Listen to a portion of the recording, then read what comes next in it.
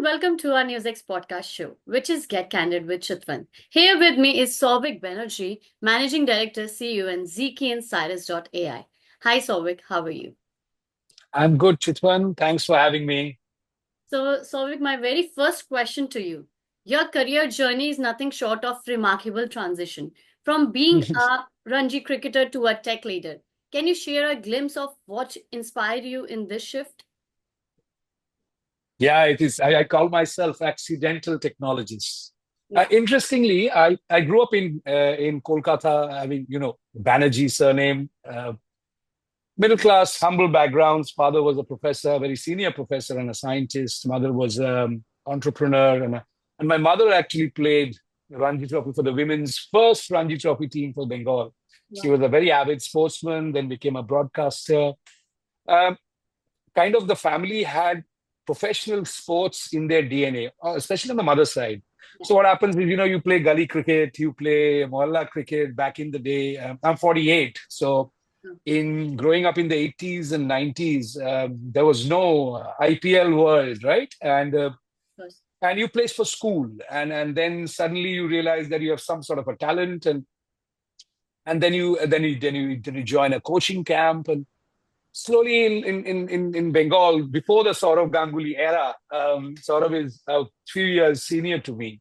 Oh, You always aspire, and Calcutta and Bengal is a very sporting loving state with football and cricket and hockey, and it plays every sport from the last 100, 150 years. If you look at the sporting history of Bengal, right?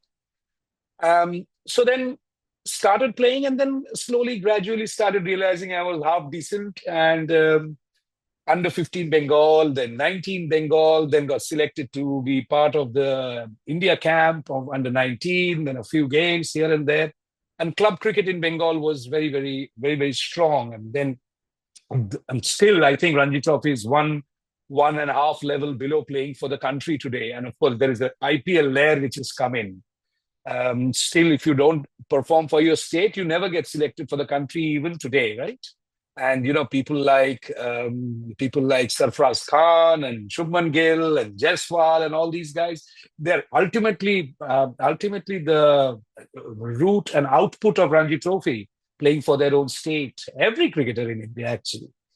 And then I pursued university. I got selected, of course, coming from academic background. Studies can't be ignored in a Bengali family.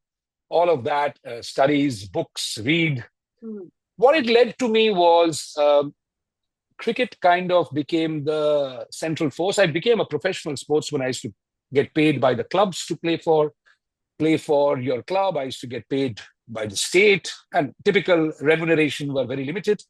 That time, if you remember, cricket never used to be 365 days, and monsoon used to be a big monsoon from May, June, and then used to continue to September, October. And I started going to England to play club cricket. And the rule was one guy can go there, and overseas, one professional can represent a club, and overseas, one amateur.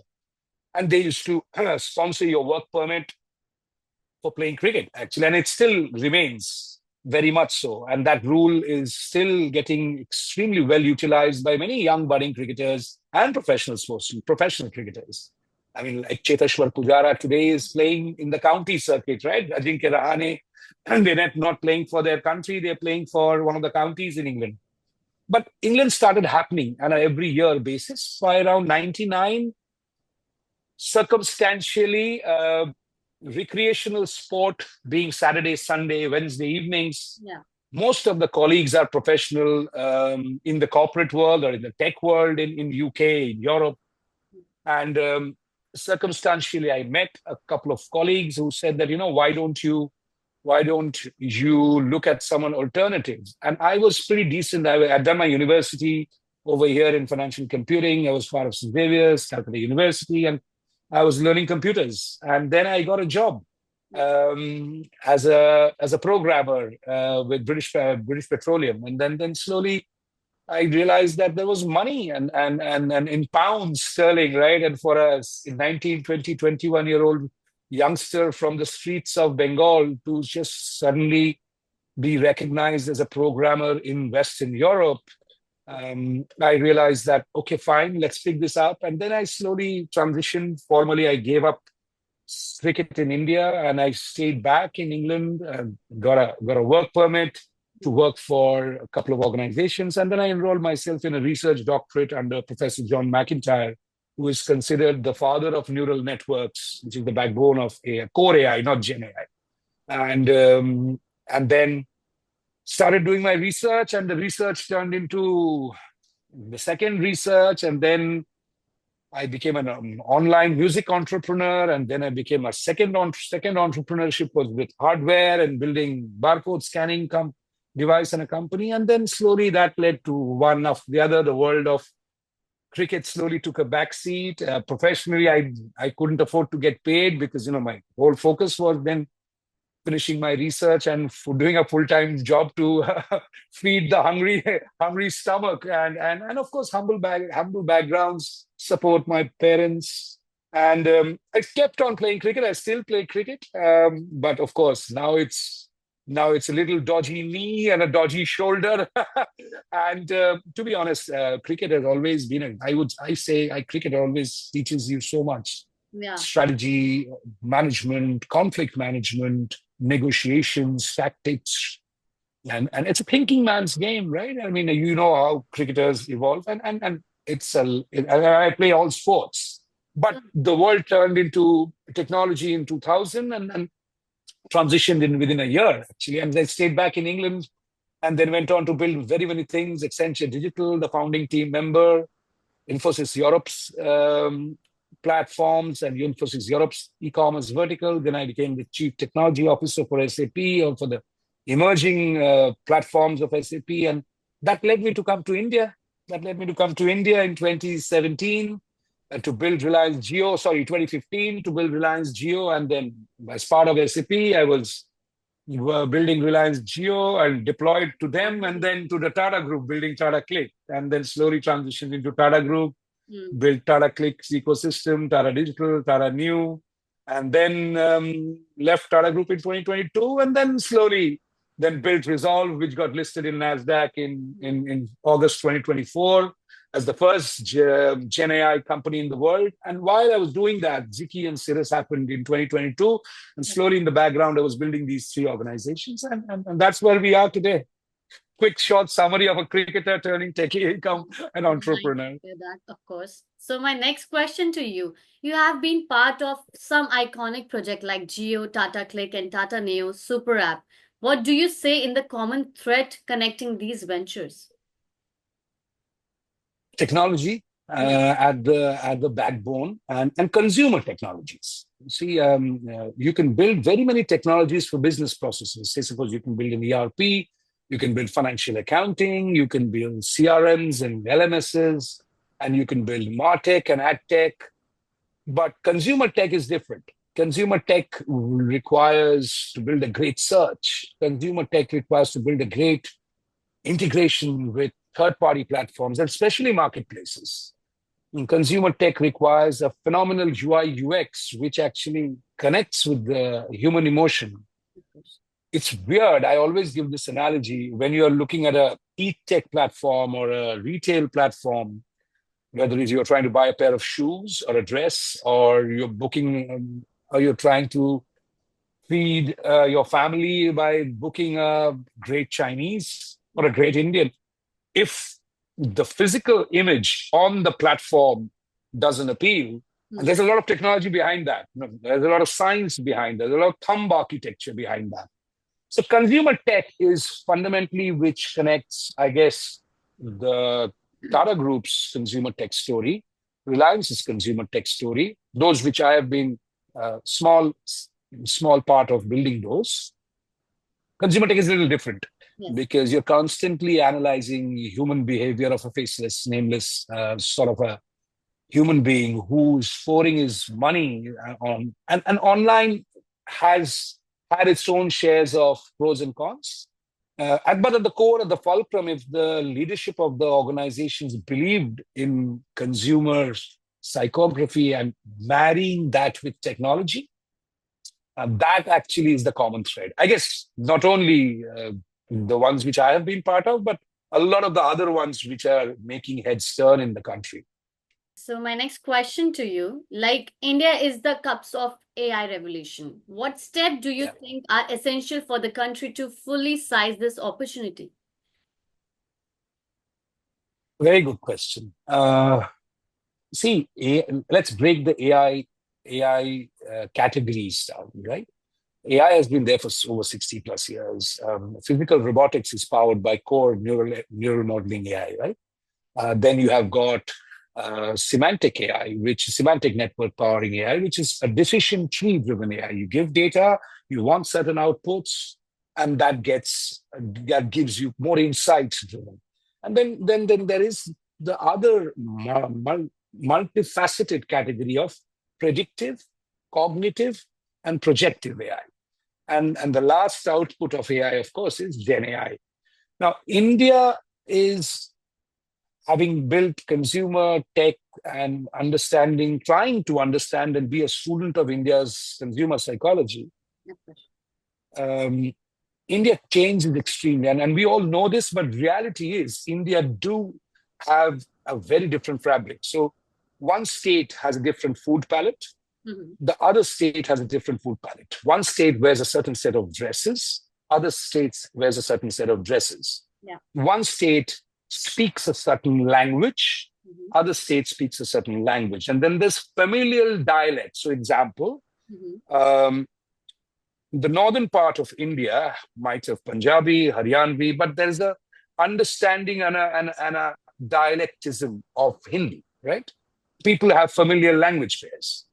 Food palette also transitions. So when you build AI for, say, suppose US, which has got one language, one currency, one ecosystem, one food palette, one set of dress palette, or you build for a country like, say, suppose any of the Western European English-speaking countries or non-English-speaking countries, say, suppose UK, all the counties speak English, all the countries have a certain amount of dress based on the weather patterns and based on the fashion patterns, and the food is very similar. India actually has completely disparate fabrics, right? We all know that because we all stay in this country.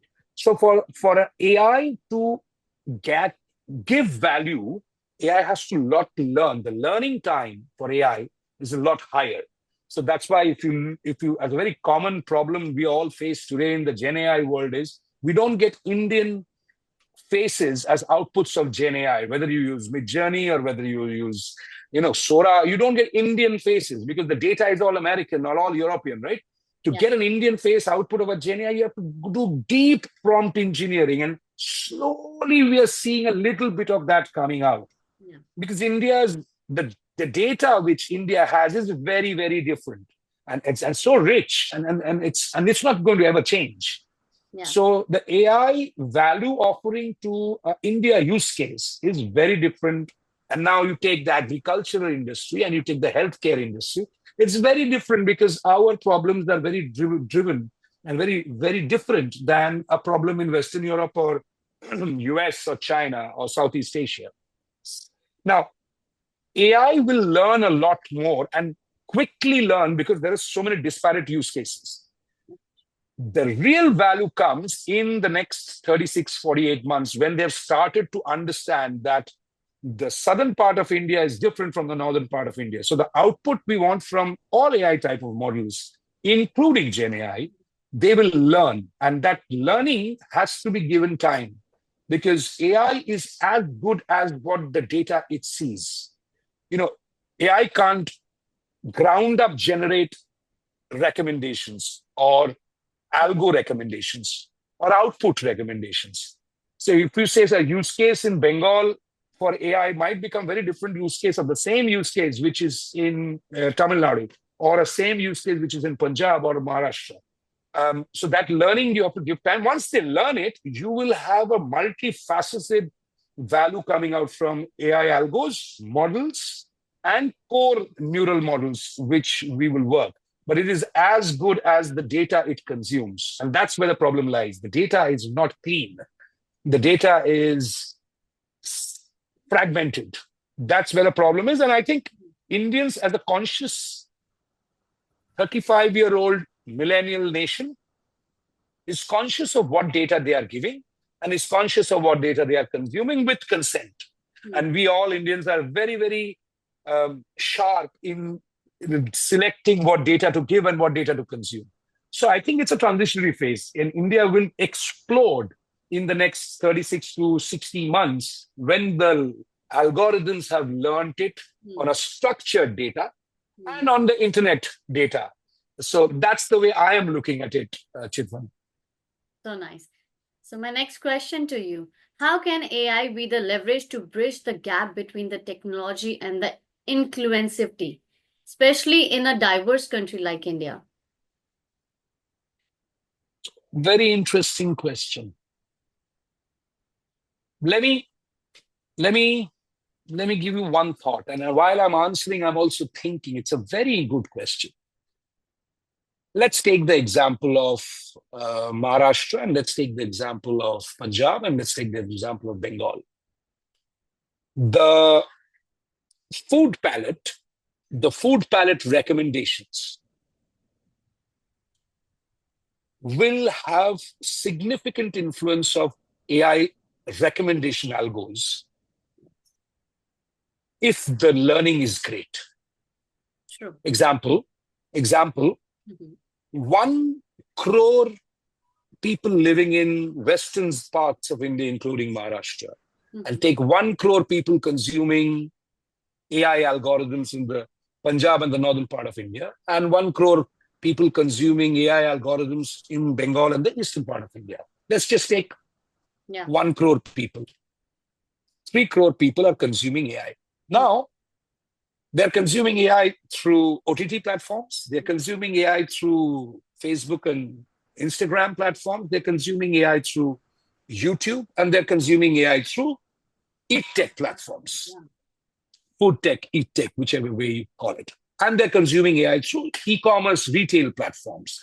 Let's look at the marketplaces. Let's include that. Now, these 3 sets of segments, including all genders, have got different needs. Say, suppose Sauvik, who's 48, is a family man with 2 kids, wife, work, friends, colleagues, little bit of shared interests in sports, music, books.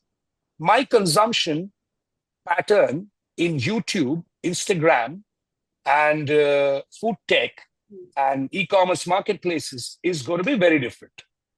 However, there is a 48-year-old Sauvik who lives in Punjab or Gurgaon, and a 48-year-old Sauvik in a multiverse model, maybe, the doppelgangers of Sauvik living in Kolkata and Shiliguri and Orissa. Our consumption patterns are very different. The influencing part of AI will be if the AI algorithm world will be able to meet the n equal to 1 personalized offering. Say, suppose Chitvan is also consuming YouTube.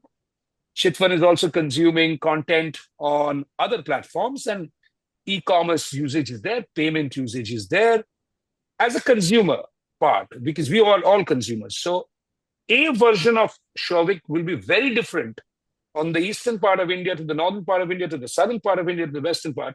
Because if the AI can give me that amount of accurate recommendations in my consumables, then it becomes a big influencer.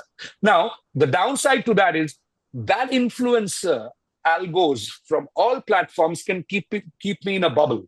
So, example, if I love Joe Rogan, I'll keep seeing Joe Rogan on YouTube. If I am India cricket team fan, I'll keep seeing India cricket team reels on Instagram. And if I like a biryani, being a bong, I will keep getting biryani recommendations on my food tech platforms. But that's the con, that my choices will become hyper n equal to 1 personalized influences of AI.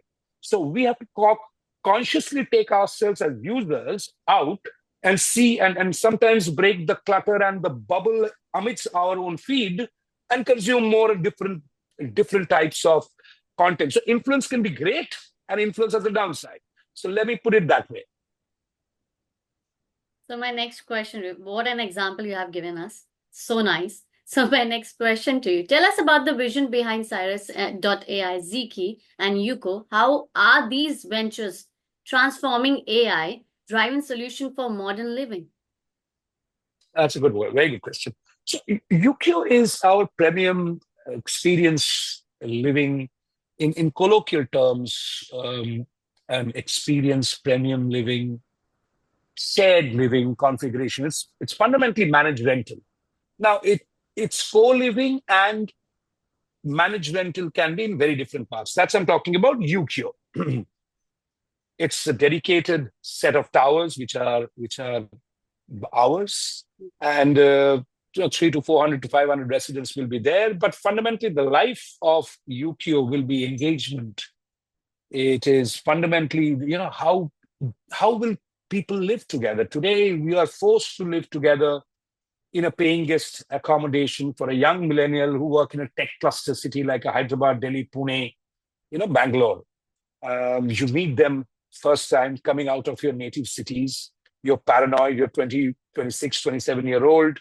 You have worked 3, 4, 5 years. You're in a new city. Who do I live with? My preferences are different. I could be vegetarian. I could be vegan. I am a non-smoker. I don't like somebody snoring next door. Who do I live with? So AI plays a big part in selecting and chasing. And it will learn. It will learn. Everything is learning as we speak. And UQ is trying to cater, and AI principles are embedded in there. Pricing principles are embedded.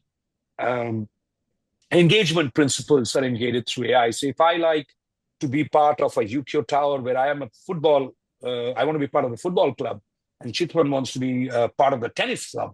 So we should have different clubs in terms of being mapped. That's the AI play. In Ziki, we are building a community platform for premium societies, for primarily taking and giving value offering to people like yourselves and myself, who don't actually go much out because all the amenities are there. Sports amenities are there, club rooms are there, cafes are there. In the large, the wealthy cities and the tier 1, tier 2 cities, urbanization is very, very strong in India, and it will only spike. So the idea is to get people downstairs, make them together, make them part of the community, build that community in person, and then take them on the app journey once they have met. That's the way we are trying to build. I mean, there are lots of gate management systems. There are lots of parking management systems. We are not that. Ziki is trying to build communities, physical communities together. How can we build a physical community within 3 society of a marathon club? And then monetize that with the merchandise which is available for the marathon runners. How can we build a music club for pop and ballad? So you have the ability to build that community and then merchandise them with all the digital SKUs and the physical SKUs what music needs. Or how can be part of Indian luxury? You can get 100 men, women together who love Indian luxury, and then help them monetize that. So that's Vicky, fundamentally building communities. Because I think in a disconnected world, we are stopping to communicate. We are stopping to integrate. It's an impossible ask we have taken. AI is trying to leverage and pillars of AI. There's a lot of non-AI tech part also. And Sirrus.ai is a customer experience platform for the real estate industry, where a prospect for a real estate developer can be moved from becoming a first-time buyer.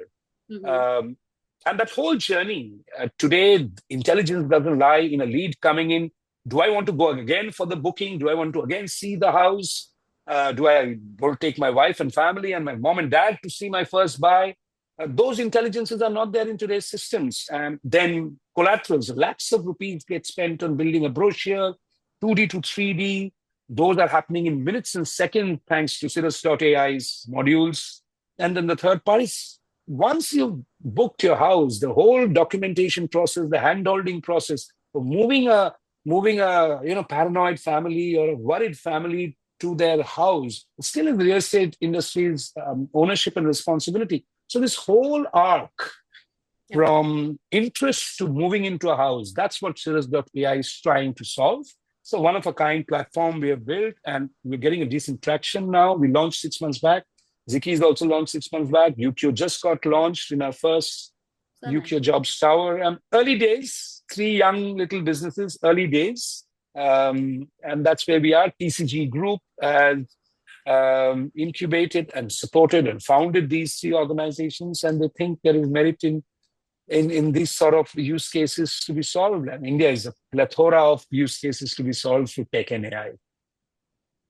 So my next question, we have very less time with us, but as per our conversation, like we are going with the intense conversation and we are having a good conversation. So my Thank next you so question much. to you, in your view, how will AI redefine operational process in industries like retail, healthcare, and urban planning? Let me take urban planning as the first one. See, AI is embedded in the geospatial ecosystem as well. AI is embedded in all our satellite navigating systems as well, and satellite backbone systems, Yeah. because it's continuously interpreting data. In urban planning, today we don't know the measurement. There's a lot of work goes on with physical human labor trying to figure out where do we do urbanization, where do we actually build commercial real estate, where do we build a mall, where do we build a retail mall with a cinema and many restaurants, and look at it as barren land right now. Right, in a barren land, we are able to understand the depth of the demography. Is there an appetite for this? Number two, physical soil type and the weather type. Is it worth for urbanization at that point? Number three is AI can help you, give you great insights. Is what sort of a configuration you want to build, from a construction, from a base creation. All that data today, a lot of our data is today now generated by AI and a mesh in the Western world, in Europe, in Middle East, in US. They look at that data, and then AI is playing the silent um, data provider, insight provider in the back seat, and we don't get to know it. But that's where the falcon lies. That's on urban planning. In retail is advanced compared to retail, and healthcare and fintech is embraced AI beautifully. Retail, we will see a lot of in-store AI augmentation. You will see a lot of in-store companion concierge, not in a physical robot, but in terms of AI embedded in kiosks, AI embedded in EDC machines where we do checkouts, right? AI embedded in the consoles of a store assistant. So suppose I'm buying a washing machine and the store assistant has some sort of a tablet. That's how you do checkouts in the large retail electronic guys today in India, right? There they're saying, sir, ma'am, you are eligible for this sort of instrument. Those are recommendations based on your profile. And profile recommendations are backbones of AI.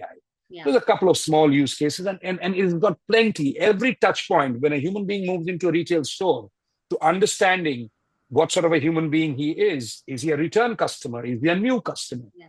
To then picking a product, talking to a store assistant, going to the checkout, getting the package or getting it delivered at home. This whole journey has got AI nudges baked in all sorts of platforms. Yeah. And then healthcare, I think we know the real story. AI-powered robotic surgery has commenced and has become regular in the large hospital institutions. Molecular biology is going through a lot of AI drug discovery. Drug discovery where molecules are being matchmaking. AI is continuously doing that, predicting health. All of our wearables have embedded AI, whether it's Whoop to an Apple product, to a Samsung product, to any wearable product trying to understand heart rate. All of that is basically compute and data embedded within the AI. The recommendations are all AI-driven recommendations. Insights are all given. So they've already become part of our lives. And AI is playing a big part for a few years. That's why I say healthcare, fintech, retail are a little advanced. There are other industries which will slowly catch up. So my next question to you, during your tenure at Resolve.ai, you oversaw groundbreaking AI advancement. what are some of the key takeaways from the experience that you now applying in your current venture? You see, AI is, we're all students of AI because the public adoption of AI is happening in various phases in different industries. So Resolve was trying to and is doing a great job in replacing the e-commerce search with the conversational AI and understanding intent, understanding the customers' um, context. That means for retail, fundamentally, in e-commerce, and that's Resolve's core use case. And I learned that understanding the core context is not easy. Understanding the core intent and then classify that intent to give an output through an AI algorithm. It's all dependent on data. And one part of Resolve AI was structured data for a product catalog. I'll give you an example. So suppose you are an American retailer or an American electronics retailer. They have a structured catalog. In a structured catalog, you have metadata, title, description, offers. You have detailed manufacturing information of electronics or apparel. So the context kind of is aware on the product side, but the consumer side context of what he or she or anyone wants is very difficult to predict. So it's a trial and error process. And over here, the learnings are getting implemented very similarly because intent, context, and mindset and behavioral decoding is the crux to give you a more accurate recommendation. So those are the learnings which are getting implemented, and those learnings have been there before Resolve. Resolve just sedimented that thought process. And then when we build these organizations, we have kept those as the tenets and the principles behind how we're going to architect it. So those are the key takeaways which are getting implemented, and it's a constant learning, Chitvan. As I keep saying, you need to be a student and consume, and behavioral patterns in India are so different.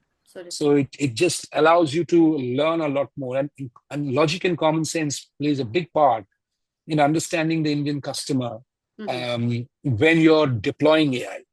Cricket taught you teamwork and strategy on the field. How has that shaped your approach to leadership in the tech space? See, tech is very, very, very different. So cricket taught me man management. Cricket taught me behavioral management. Cricket taught me strategic thinking is more important than a tactical thinking for a few hours.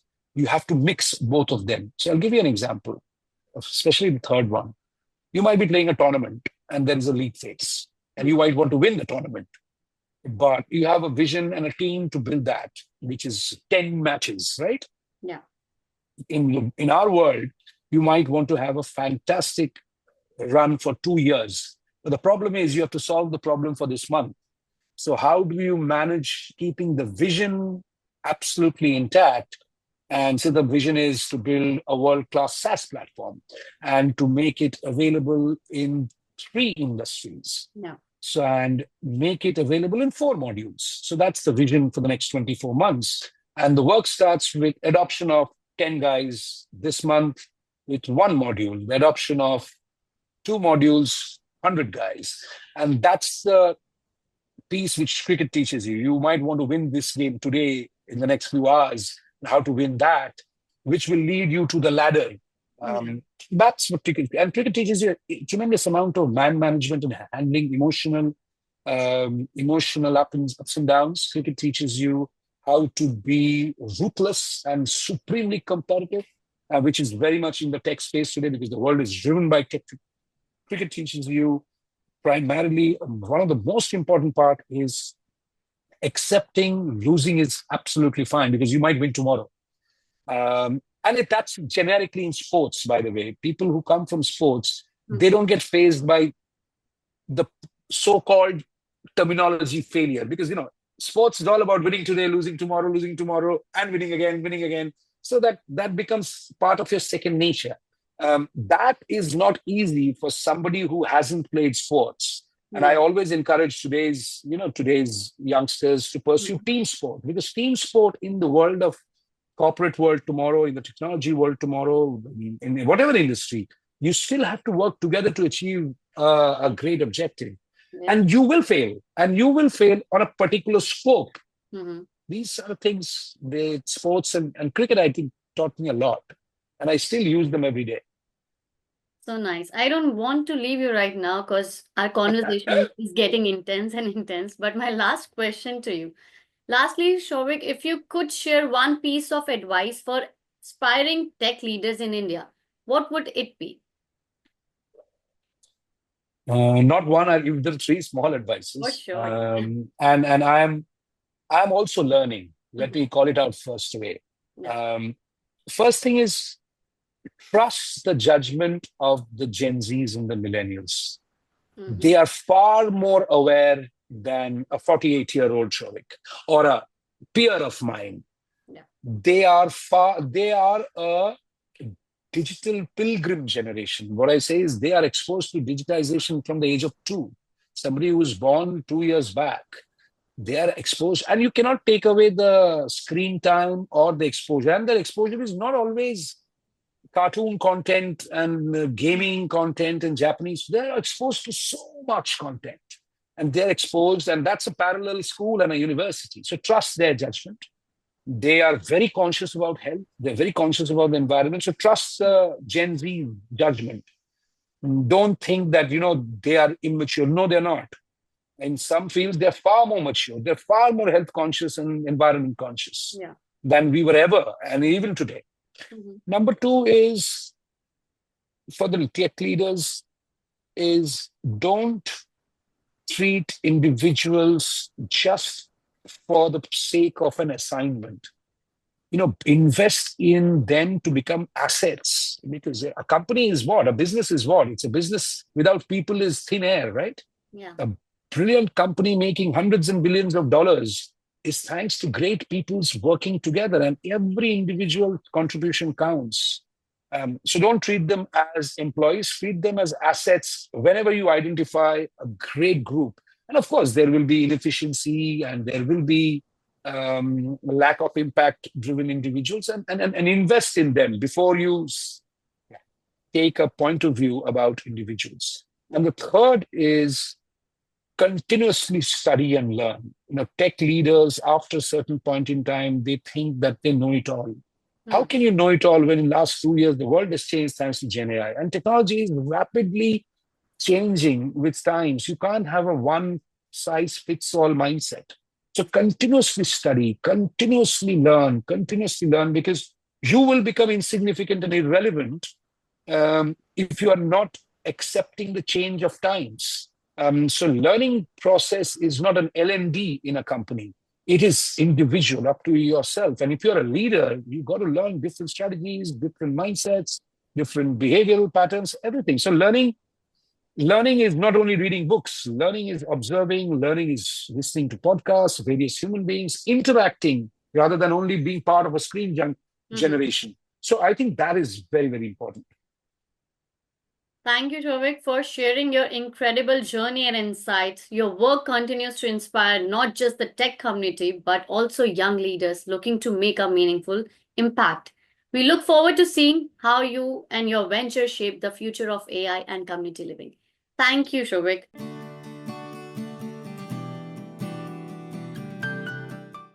For more such videos, subscribe to the NewsX YouTube channel, hit the bell icon.